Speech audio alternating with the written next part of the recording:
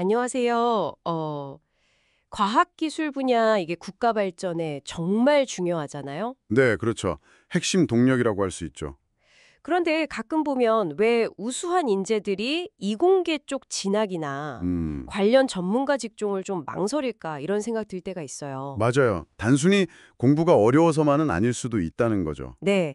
그래서 오늘 저희는 여러분이 공유해 주신 자료인데요. 2015년 한국직업능력개발원 연구 논문입니다. 네. 이공계 전문가 직종에게 요구되는 숙련 수준, 그리고 수익 연구, 이걸 좀 깊게 파보려고 합니다. 아, 이 연구가 바로 그 이공계 전문가가 되기까지 드는 노력이랑 또 실제 받는 보상, 그 사이의 관계를 좀 들여다본 거죠. 네, 맞아요.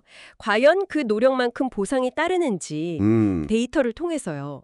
혹시 좀 고도로 전문화된 직업 경로, 그 현실적인 장단점이 궁금하셨다면 오늘이 딱 그 시간이 될 것 같습니다. 자, 그럼 바로 한번 들어가 볼까요? 먼저 딱 눈에 들어오는 게 시간이더라고요. 이공계 전문가가 되기까지 필요한 시간이요. 네네. 연구 결과를 보면 다른 분야 전문가들보다 교육 기간이 일단 길어요. 평균 16.2년. 16.2년이요. 와. 네. 그리고 실제 업무 능력을 갖추기 위한 뭐랄까 숙련 형성 기간이라고 하죠. 그것도 평균 7.02년이 걸린다고 나와요. 아, 그럼 단순히 하겠다는 걸 넘어서 진짜 일을 잘하게 되기까지가 그만큼 더 걸린다는 거네요? 그렇죠. 다 합치면 비공개 전문가보다 총 1년 이상 더 긴 준비 기간이 필요한 셈이죠. 1년 이상이나요? 그럼 구체적으로 어떤 능력이 그렇게 오래 걸리게 만드는 걸까요? 아, 그게 또 흥미로운 지점인데요. 요구되는 능력의 종류를 보면요. 이공계 전문직은 특히 자료, 그러니까 데이터를 분석하고 다루는 능력, 이게 6.82 수준으로 아주 높고요. 네?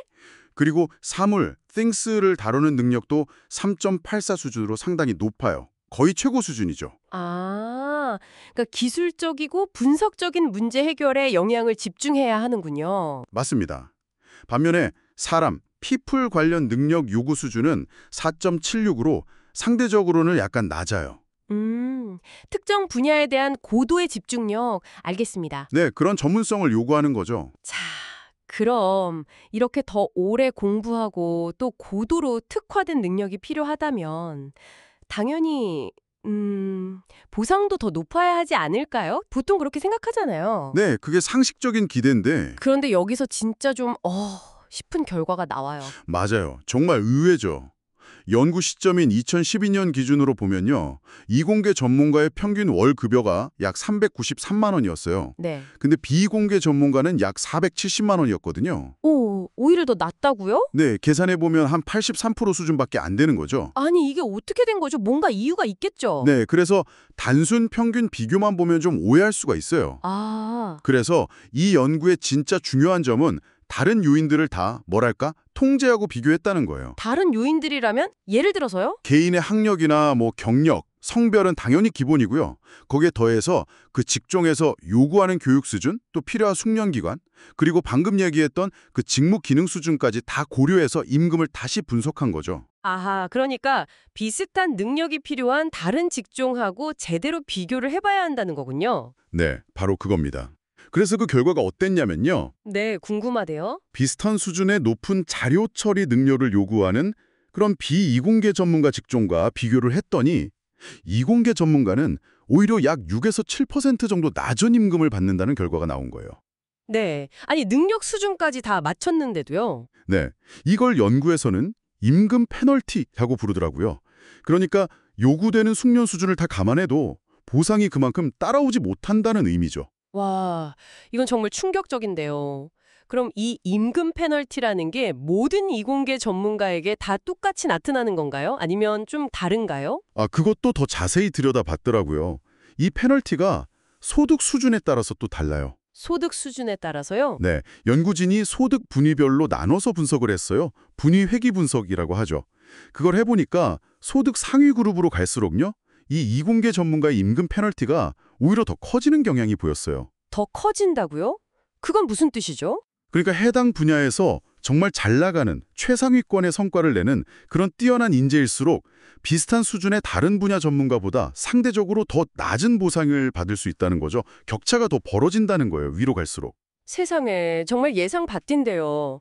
최고 인재들이 오히려 보상에서 불이익을 더 크게 받는다니? 네, 좀 아이러니하죠. 혹시 근데 이런 건 아닐까요? 이공계는 전문가 직종으로 들어가기가 좀 더 쉬워서 그래서 임금이 좀 낮더라도 뭐 괜찮다 이렇게 상쇄되는 건 아닐까요? 그럴 가능성도 충분히 생각해 볼 수 있죠. 실제로 그런 이야기도 있고요. 근데 이 연구는 그 부분도 확인을 했어요. 노동 패널 자료를 가지고 분석을 해보니까 이공계 졸업생이 전문가나 관리직으로 진입할 확률이요, 인문사회계 졸업생하고 비교했을 때 특별히 더 높지가 않았어요. 아, 그래요? 네. 그리고 의학 계열 같은 분야에 비해서는 오히려 현저히 낮았고요. 아, 그럼 낮은 임금을 상쇄할 만큼 취업 기회가 압도적으로 더 좋은 것도 아니라는 거네요. 그렇죠. 적어도 이 연구 결과만 보면 그렇다는 분석입니다. 그렇군요. 아, 그럼 정리를 좀 해보면 이 연구가 말하는 건 이공계 전문가 직종이 분명히 더 긴 훈련 기간과 또 고도의 특정 능력을 요구하는데 네. 그런데 그에 딱 맞는 상응하는 경제적 보상, 특히나 그 고소득층에서는 오히려 다른 비슷한 전문직에 비해서 부족할 수 있다. 이걸 실증적으로 보여준 거죠. 그러니까 이게 우수 인재들이 이공계를 좀 기피하는 현상이 단순히 저긴 너무 어려워 이런 인식의 문제만이 아니라 어쩌면 내가 투입하는 노력 대비 돌아오는 보상, 이걸 따져보는 합리적인 경제적 판단에 기반했을 수도 있다는 거죠. 굉장히 중요한 시사점이네요. 네, 그렇게 볼 수 있습니다. 그런데 이 연구가 2012년 자료를 기반으로 한 거잖아요. 맞아요. 벌써 10년이 훌쩍 넘었죠. 네, 그 사이에 세상이 정말 많이 변했죠. 특히 인공지능이나 뭐 데이터 과학 같은 것들이 엄청 뜨면서 여러 분야에서 자료 처리 능력이 훨씬 더 중요해졌잖아요. 그렇죠. 그 중요성이 예전과는 비교할 수 없을 정도로 커졌죠. 그럼 과연 오늘날에도 이 이공계 전문가 직종의 임금 페널티가 여전히 그대로일까요? 아니면 그 격차가 좀 줄어들었을까요? 혹은 뭐 또 다른 양상으로 변했을까요? 네, 정말 흥미로운 질문이죠. 어쩌면 상황이 바뀌었을 수도 있고요. 아니면 여전할 수도 있겠죠. 네, 오늘 이 이야기를 들으신 여러분께서 한번 스스로 생각해 보시면 재미있는 질문이 될 것 같습니다.